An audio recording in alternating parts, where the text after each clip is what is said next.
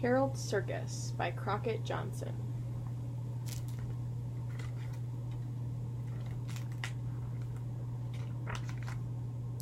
One moonlit evening, mainly to prove himself he could do it, Harold went for a walk on a tightrope. He made sure the rope was drawn tight and straight so it wouldn't sway. He skipped lightly across it, finding it fun to be tightrope walker, high up over the rest of the circus.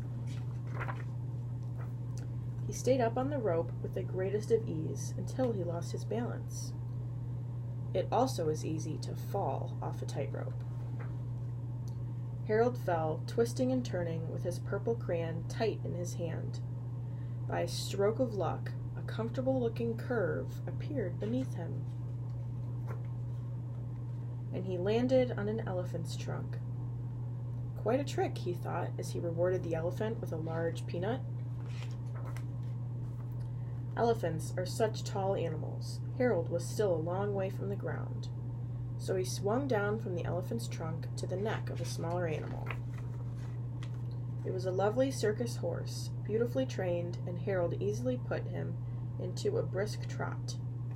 Harold rode with no saddle in a splendid exhibition of circus riding. At the finish of his bareback act, he leapt gracefully from the horse. To his embarrassment, he fell and turned rather ridiculous somersault. Before anyone could laugh at the mishap, Harold pretended he had been clowning. He quickly put on a clown's hat. He put a clown smile on his face, and he acted silly like a clown. Finally, he took off the hat and the smile, and he gave them back to the clown. The real clown was extremely funny, and Harold laughed and laughed at him. This, Harold told himself, was probably the best circus he had ever seen in his life. Like all circuses, it had a fat lady. She was really amazingly fat. And of course, there was a very tall man. He was really astoundingly tall, and next to him was a very small man. There was another man, a lemonade man. He had a great tank of lemonade. Harold stopped for a drink of it, through a straw. It was quite refreshing. He left some money on the counter to pay for the drink, and he went on, looking for the man who was shot out of a cannon. Harold wasn't sure what a man who was shot out of a cannon would look like. But anyway, he wasn't there, though the cannon was almost ready. A circus can't wait. There was only one thing to do. The cannon fitted Harold perfectly. He got into it and shot out of it. He went up fast. He sailed to the top of the circus, where the trapezes are and the flying rings. He reached out. He caught on to a flying ring. He swung far out on it. He let go, doing a startling flip-flop in the air, and dived straight down. He was sure the elephant would be there to catch him again.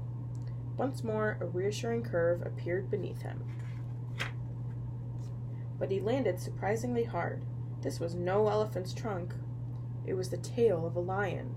Somehow, a lion had gotten loose in the circus. Before anyone could quite recognize the danger and become alarmed, Harold was at work getting the lion into a cage. He got into the cage himself with nothing but a lion tamer's chair. Then, like the bravest of lion tamers, he faced the lion. With no thought of fear, he put his head right on the lion's mouth. After he took his head out of the lion's mouth, it occurred to him that lions have big teeth, and suddenly he became a bit frightened of how brave he had been. But his own feelings didn't matter. Harold told himself as he left the lion's cage, the important thing at a circus is to make the audience happy. Harold saw that everybody in his audience wore a delighted smile.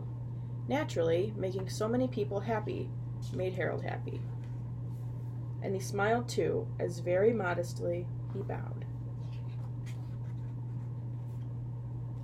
The end.